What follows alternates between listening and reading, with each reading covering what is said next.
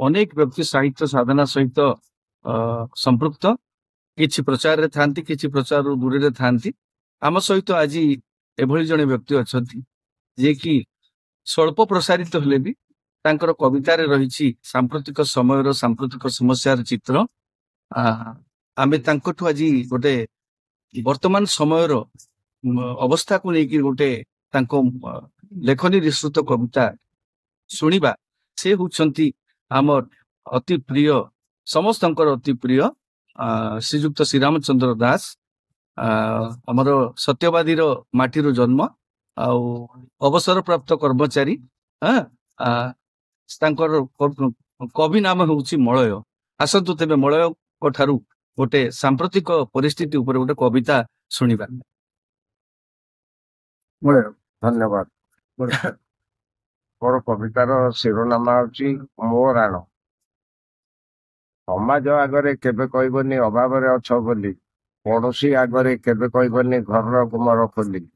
केते धन बल अछि तुम पाखे बंधु को जणाओ नाही, शत्रु आगे केबे कहबनी आउ मो घरे एकता नाही। केते धन संची रखिबा खबर से कथा न जानू पुओ, केते ऋण बोझ लदा तुम मुंडे से कथा बुझे ना दियो। मते बेसी भल पाउचंती बापा कहबनी भाई आगे, एईटा किनिली सेईटा किनिली सुनिले भौणी मागे। माँ आगे केबे खोली कहबनी स्त्री दुर्गुण कथा, बापा आगे केबे खोली कहबनी निज पराजय व्यथा। शशुर आगे केबे कहबनी टंकाटे उधार दियो, पत्नी की केबे कहबनी रागे मो घरू बाहरी जाओ।